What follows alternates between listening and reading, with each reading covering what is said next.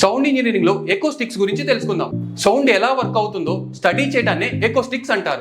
ఇందులో మెయిన్ గా సౌండ్ ఎలా ప్రొడ్యూస్ అవుతుంది, సౌండ్ ఎలా ట్రాన్స్మిషన్ అవుతుందో చెప్తుంది. Sound waves sound air, water and solids లో ట్రావెల్ అయ్యేటప్పుడు ఎకోస్టిక్స్ ని బేస్ చేసుకొని వైబ్రేషన్ ని ఫామ్ చేస్తుంది. దీన్ని సౌండ్ వేవ్స్ అని అంటారు. Frequency and pitch sound pitch ని చెప్పేదాన్ని ఫ్రీక్వెన్సీ అని అంటారు. దీన్ని హెడ్స్ లో మెజర్ చేస్తారు. యాంప్లిట్యూడ్ అండ్ వాల్యూమ్ ఇది సౌండ్ లో ఉన్న లౌడ్నెస్ ని చెప్తుంది. దీన్ని డెసిబెల్స్ లో మెజర్ చేస్తారు.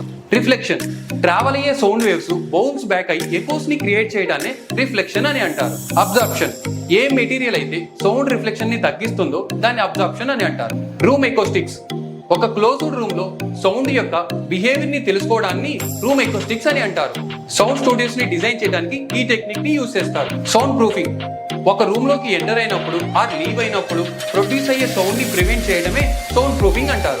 మైక్రోఫోన్ ప్లేస్మెంట్ నాయిస్ ని మినిమైజ్ చేయడానికి అండ్ సౌండ్ ని యాక్యురేట్ గా క్యాప్చర్ చేయడానికి మైక్రోఫోన్ ని పొజిషనింగ్ చేస్తాం. దీన్ని మైక్రోఫోన్ ప్లేస్మెంట్ అని అంటారు. ఈ వీడియోలో డిస్కస్ చేసిన పాయింట్స్ లో మీరు ఫస్ట్ టైం ఏ పాయింట్ గురించి వింటున్నారో కామెంట్ బాక్స్ లో మెన్షన్ చేయండి.